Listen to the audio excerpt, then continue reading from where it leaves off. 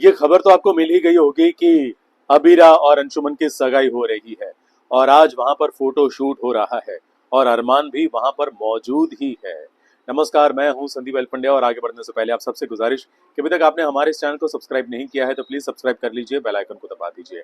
अरमान ने जाकर अबीरा को कुछ ऐसी ऐसी बातें बोल दी जो आपने देख ली है।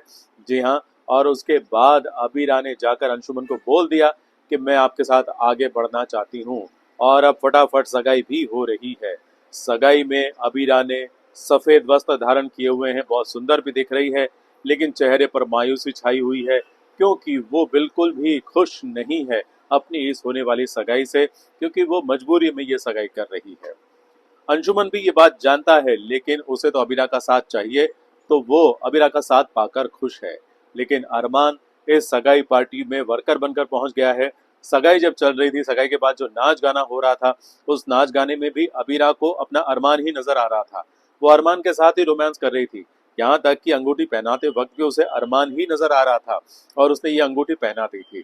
तो उसके मन में, उसके दिल में, उसके दिमाग में अरमान ही छाया हुआ है और अंशुमन से भले वो सगाई कर रही है, लेकिन दिल से वो खुश नहीं है।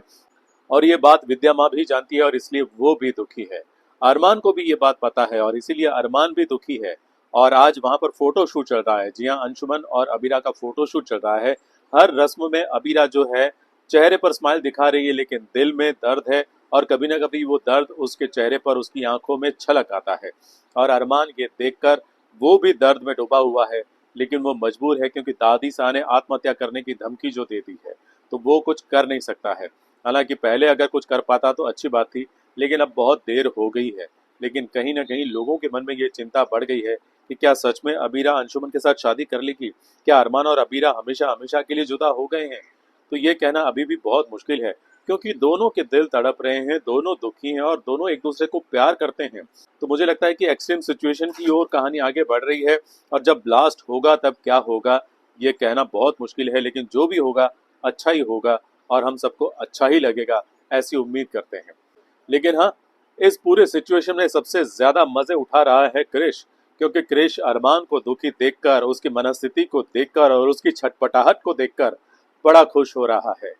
और क्यों ना खुश होता, क्योंकि वो तो वैसे भी अरमान से बदला लेना चाहता है, लेकिन अब अरमान खुद ही दुखी हो रहा है तो ये देखकर उसे खुशी मिल रही है। लेकिन अरमान ने अपने मनोज काका के साथ मिलकर उसको पाठ पढ़ाने का मन तो बनाया है। अब देखते हैं कि कब कैसे पाठ पढ़ाता है और कब वो दादी साहब को, विद्या माँ को और साथ में अबीरा को पोदार हाउस पहुंचा देता है। थैंक यू वेरी मच ये वीडियो देखने के लिए। अच्छा लगा हो तो लाइक कीजिए, शेयर कीजिए और हाँ, सब्सक्राइब करना मत भूलिए।